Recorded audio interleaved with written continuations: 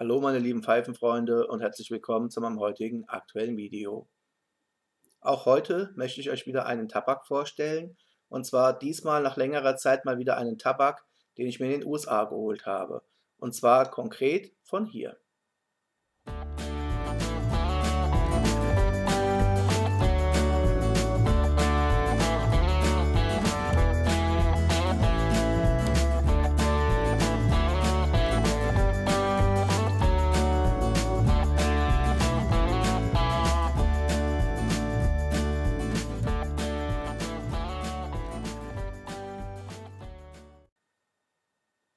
Absolut richtig. Es war bei J.M. Boswells in Chambersburg in Pennsylvania, der Ort in den USA, dem ich mittlerweile zum zweiten Mal einen Besuch abgestattet habe.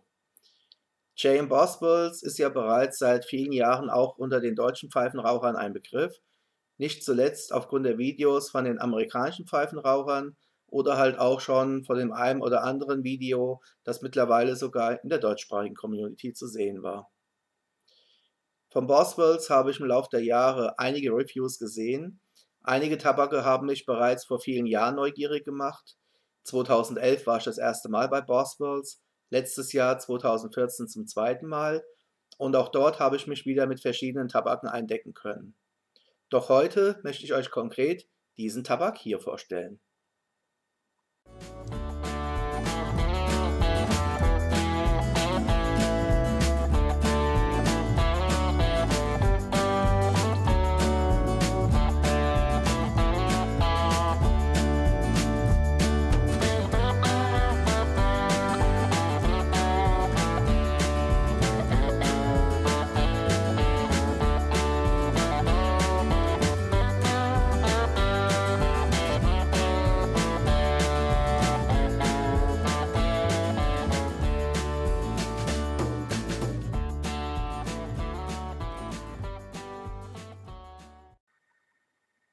Hier ist der gute Tabak nochmal, der Berry Cobbler von J.M. Boswells.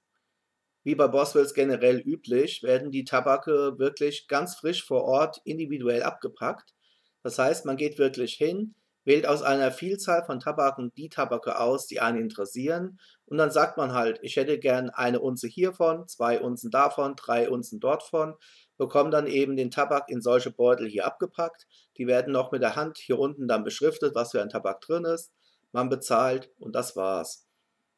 Dies ist eine Art und Weise, Tabak zu verkaufen, wie ich sie hier in Deutschland noch nicht kennengelernt habe. Und ich glaube auch, dass es hier schon allein aufgrund der Tabaksteuer nicht so ohne weiteres möglich wäre, dies hier so zu praktizieren.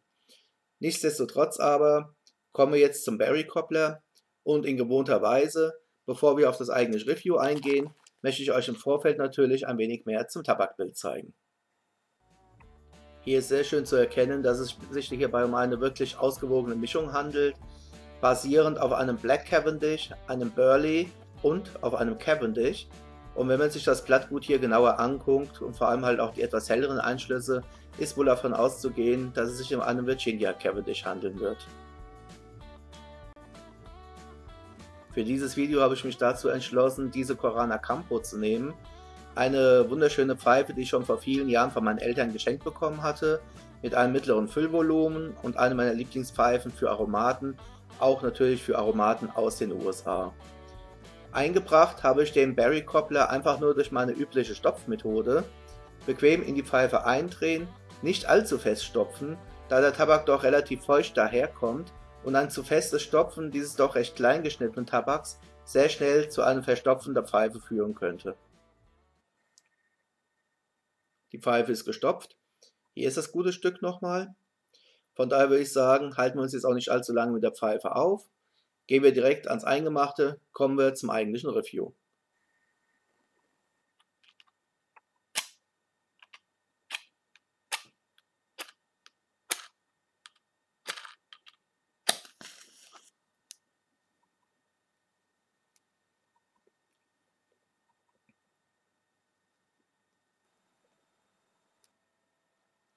Obwohl der Tabak mittlerweile seit fast 1,5 Jahren in dem Beutel ruht und nur zwischendurch immer wieder mal ein bisschen Tabak entnommen worden ist, ist er immer noch sehr, sehr gut von der Kondition her, von der Konditionierung her.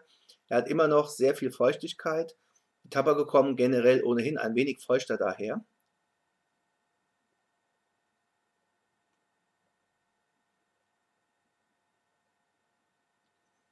Doch, wie man hier unweigerlich erkennen kann, der Tabak nimmt die Glut sehr gut an.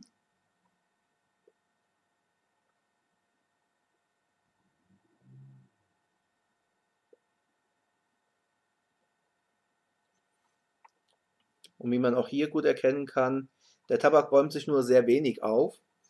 Nichtsdestotrotz sollte man natürlich genügend Platz lassen, denn insbesondere bei den Aromaten, egal von welchem Hersteller, Aromaten brauchen grundsätzlich etwas Platz. Von daher sollte man die Pfeife auch nicht zu fest stopfen und eben halt auch im Hinterkopf behalten, der Tabak ist etwas feuchter und zu festes Stopfen sorgt eben halt gleich für einen schlechten Zug.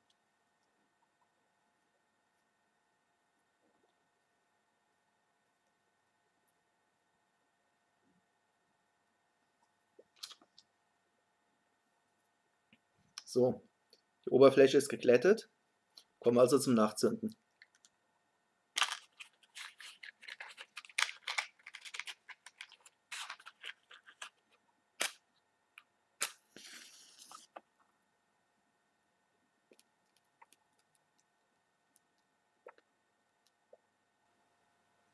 So, die Pfeife ist an.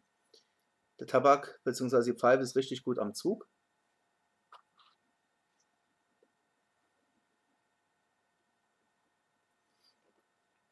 Und was man beim Rauchen merkt, und zwar auch schon unweigerlich nach dem Anzünden, das ist eine leicht fruchtige Aromatisierung.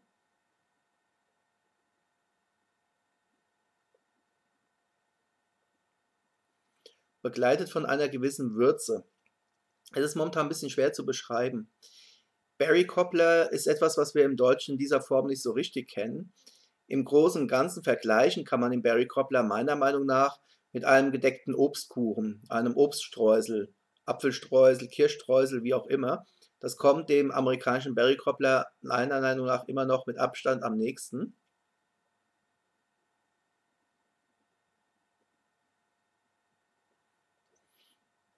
Und ich finde auch vom Geschmacklichen her geht das so ein klein wenig in diese Richtung.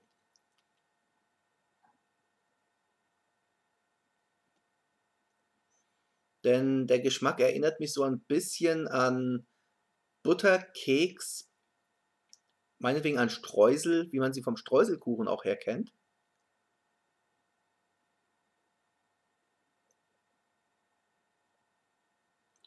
Da ist meines Empfindens nach so eine ganz leicht karamellige Note mit dabei.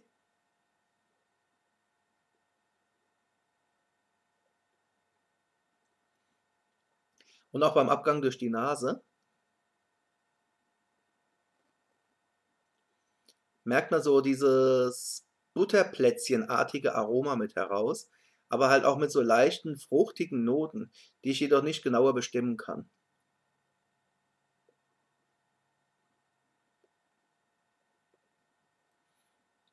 Mich erinnert das Ganze so ein bisschen wirklich an einen Streuselkuchen mit einer Mischung von verschiedenen Früchten. Es ist jetzt keine Frucht gezielt herauszuschmecken.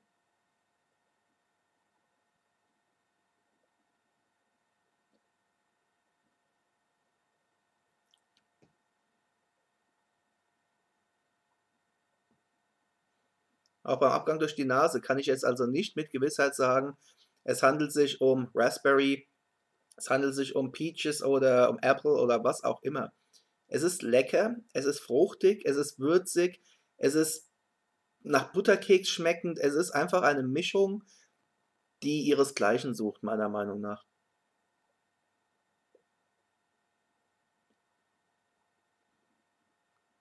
Auf jeden Fall sehr angenehm. Der Rauch ist kühl, der Rauch ist mild, ist sanft.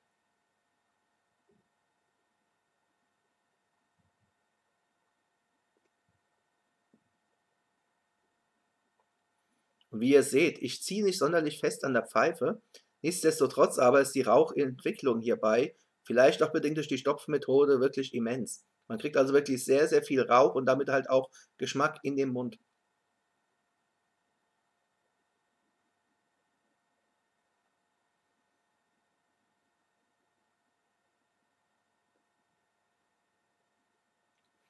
Die Boswell-Tabake sind ja generell dafür bekannt, dass sie eben sehr mild aromatisiert sind.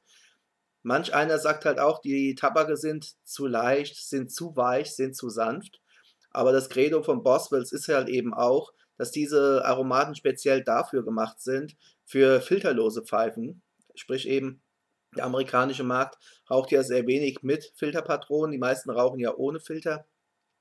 Entsprechend mild sind halt auch deren Aromaten. Und Boswell bewirbt sie halt auch, dass sie im Regelfall eben keinen Zungenbrand hervorrufen.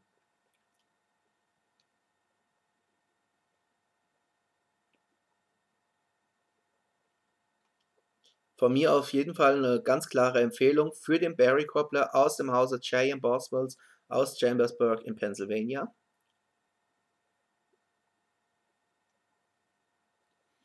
Ich kann euch hier gerade aus dem europäischen Markt wirklich nur empfehlen, schaut euch einfach mal auf der Homepage von J. Boswells um. Die Aromaten, aber auch die englischen Mischungen sind preislich sehr, sehr attraktiv. Ihr könnt auch dort jederzeit online per E-Mail bestellen. Wie gesagt, das Ganze geht unzenweise. Der Preis für die Unze ist auch jeweils auf der Homepage angegeben. Schreibt halt einfach, ich hätte gern so und so viel Unzen von diesem Tabak, so und so viel Unzen von jenem Tabak. Und für diejenigen, die sich mit den amerikanischen Skalen nicht ganz so auskennen, eine Unze, Kürzel ist immer ein OZ, entspricht so ungefähr 30 Gramm nach unserem metrischen System.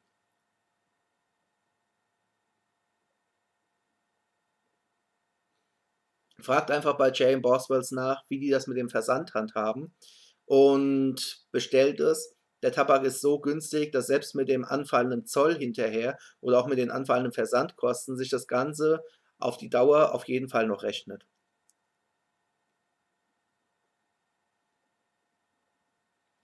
Meine Empfehlung auf jeden Fall für Aromatenliebhaber, die es gern fruchtig mögen, die aber nicht nur die fruchtigen Noten bei einem Aromaten spüren wollen, sondern die halt doch ein bisschen Würze möchten und die vielleicht auch so ein bisschen cremig, karamellig, plätzchenartiges Flavor mit dabei haben wollen. Der Tabak ist aus meiner Sicht gesehen auf jeden Fall sehr interessant und hebt sich positiv auf jeden Fall von der großen Masse ab. Von daher, ich bin schon gespannt, wer von euch den Tabak selbst kennt, sowohl jetzt von der amerikanischen oder generell englischsprachigen Community her, als auch natürlich hier von euch Europäern. Wer hat ihn schon mal geraucht? Wie findet ihr ihn? Wie ist eure Meinung dazu? Ich bin auf euer Feedback gespannt. Das war es auch schon soweit zur Vorstellung von Jane Boswells Barry Cobbler. Ich danke euch wie gewohnt für eure Aufmerksamkeit, wünsche euch weiterhin viel Spaß mit euren Pfeifen und mit euren Tabaken.